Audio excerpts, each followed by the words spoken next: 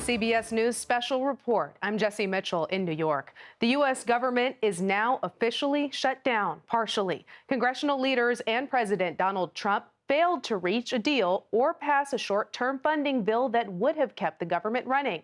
A shutdown could lead to the furlough and firing of a large number of federal workers.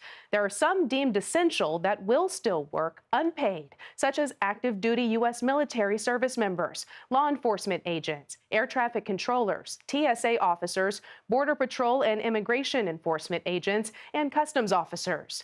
Some economic analysts estimate a shutdown could cost the economy about $7 billion a week. Congressional reporter Tarian Small is on Capitol Hill. Tarian, what's the immediate impact of federal workers and service members?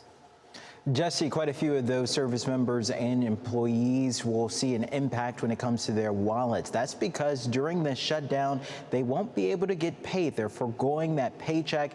And for many of them, they're still forced to work. Others will be furloughed, like you mentioned. This is happening concurrently with guidance from the Office of Personnel Management saying that Trump's plan, President Trump's administration's plan to undergo what they're calling a reduction in force, so mass firing to these agencies will move forward. How that works is a bit tricky during a government shutdown, but ultimately, if fired during this period, that's a 60-day clock or timer that starts before that firing goes forward and is made permanent. Those who are fired will still be paid, receive back pay. But again, it's the finality of this that could really impact quite a few employees working for the government. We're seeing all these images of the different agencies under the federal government. So what will continue operating during this time, during the shutdown? What will not be working? Yeah, essential services and essential workers, as deemed by the government, will continue to work during this time. That's service members, that's people who work for with airlines and travel. So TSA agents will still be required to work. And there's this concern, especially among Americans who are beneficiaries to safety net programs, whether or not they'll still have access to that. The answer is yes. So that's Medicare, that's Medicaid, that's food stamps, Social Security will still be paid out. The real hiccup that we could see there is access through personnel. So if you have to talk to someone who works for the government in order to get access to this, you could see slowdowns there based off of what staffing looks like as it relates to any staffing shakeups under this government shutdown.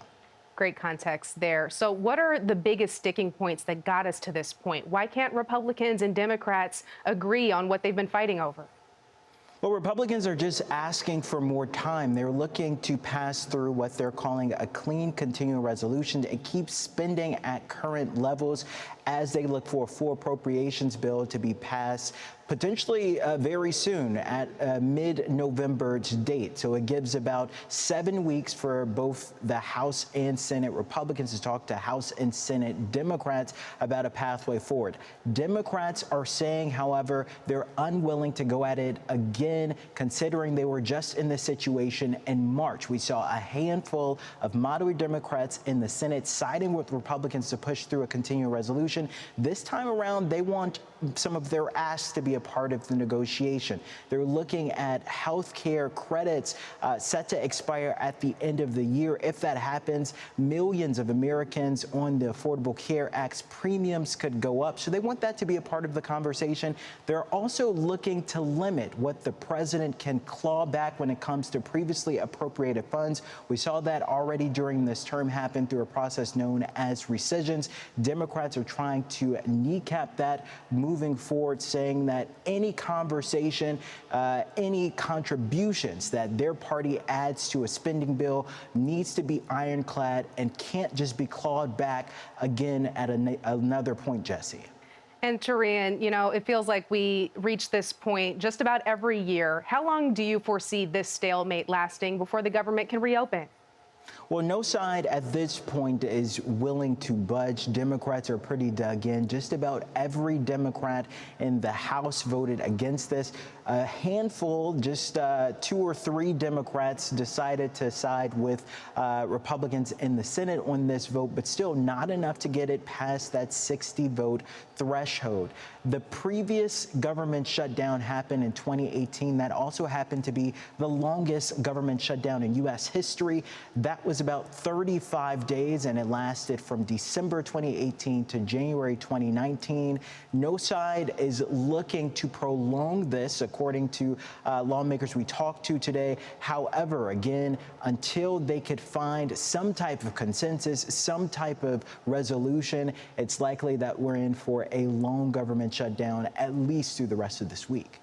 Tarian Small, live on Capitol Hill. Thanks for staying up late with us. Our coverage will continue on CBS News 24/7, your local news, and later on CBS Mornings. This has been a CBS News Special Report. I'm Jessi Mitchell in New York.